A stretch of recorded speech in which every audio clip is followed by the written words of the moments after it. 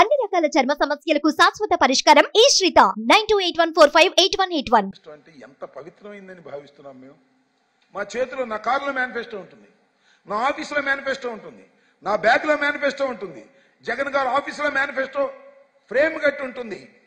Manifesto అంటే బహిరంగంగా కనపడాలి, ఇచ్చిన ప్రతి వాగ్దానాన్ని నిలబెట్టుకోవాలనేటువంటి చిత్తశుద్ధితో మేనిఫెస్టో విడుదల చేసినటువంటి జగన్మోహన్ రెడ్డి గారు 99.5% మేనిఫెస్టోని అమలు చేసినటువంటి ముఖ్యమంత్రి. మీకెక్కడున్నాయి అసలు? ఆ లిస్ట్ ఎక్కడుంది మీకు?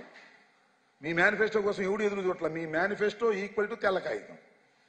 ఏమి చెప్పినా మీరు చేయండి, చేయని దానికి రకరకాలుగా చెప్పేస్తారు అనేది it is an established fact in Andhra Pradesh.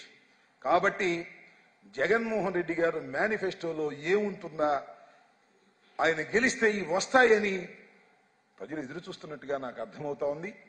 కాబట్టి ఇప్పుడు ఏమిటనేది మేము చెప్పేది కాదు, ఖచ్చితంగా జగన్మోహన్ రెడ్డి గారు మేనిఫెస్టో రిలీజ్ చేస్తారు. ప్రతి ఎన్నికల్లోనూ ఒక మేనిఫెస్టో ఈజ్ ఇంపార్టెంట్. చెయ్యగలిగిందే చెప్పేటటువంటి తత్వం కలిగినటువంటి వ్యక్తి జగన్మోహన్ రెడ్డి గారు. ప్రజల్ని మోసం చేయడానికి మాత్రమే ఉపయోగించేది వారి మేనిఫెస్టో. అందుకే దాన్ని మేనిఫెస్టో అని అనలేదు, తెలుగుదేశం మోసఫెస్టో అన్నారు. జగన్మోహన్ రెడ్డి గారిది మేనిఫెస్టో.